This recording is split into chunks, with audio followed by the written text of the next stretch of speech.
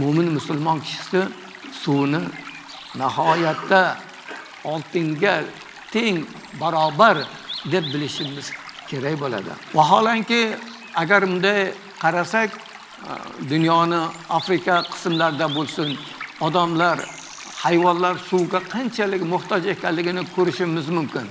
Hattoki bir Afrikada yashayotgan qavmlar kirini yugan suvini bizni tilimizda mag'zava deymiz, shuni hayvonlarga beryapti.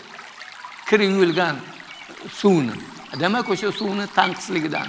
Hattoki mana shu sal chetroqqa chiqsangiz, shu o'zimizdan hududimizdan odamlar shu tarnoqlarning tagiga bochkalarni qo'yib shu qor yomg'irlarning suvini yig'ib, o'shalarni iste'moli, o'shalarni hayvonga yoki o'zlarini zarur ehtiyojlarga ishlatyaptiklarini ko'rishimiz mumkin, muhtaram jamoat.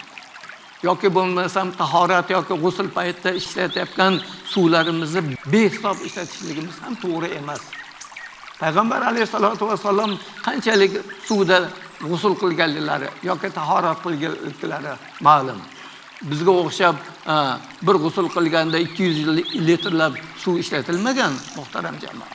Biz hammalarimiz shu suvni isrof qilmaslik uchun harakat qilsak, bu harakatimizga hamma qo'shilsa, o'sha iqtisod qilingan suv o'zimiz uchun, kelajak avlodlarimiz uchun asqatib qoladigan narsa. Biz qanchalik shuni ehtiyot qilsak, iqtisod qilsak, shu turadi kelajak avlod uchun inshaalloh.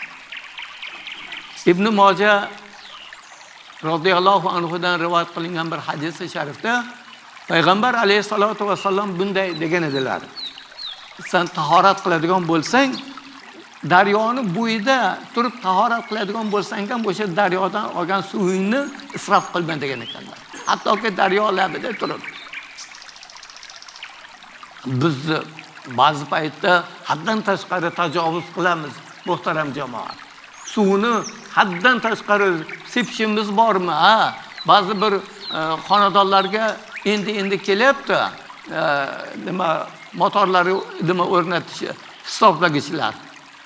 Lekin hisoblagich o'rnatilmagan xonadonlarda kechasi kunduz ba'zi joylarda suvlarni oqizib qo'yamiz.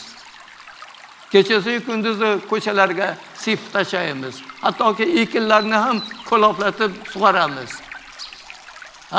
Arzon bizda suv yo'q.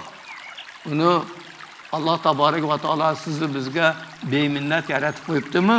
Buni aslo isrof qilmasligimiz kerak bo'ladi.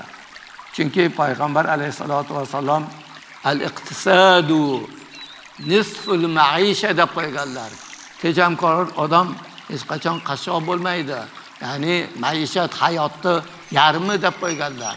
Biz qanchalik tejamkorlik qilsak, o'zimiz uchun foyda, muhtaram jamoat. Nafaqat suvda, boshqa narsalarda ham tejamkorlik bizni azaldan urfimiz, odatimiz bo'lib kelganligini yoshlarimiz aslo esdan chiqarmasliklari kerak. Kiymakda ham, yemakda ham, turmakda ham, ichmakda ham, suvda ham, boshqa narsalarda ham iqtisod yo'lini tutishlik bizga nihoyatda muhim.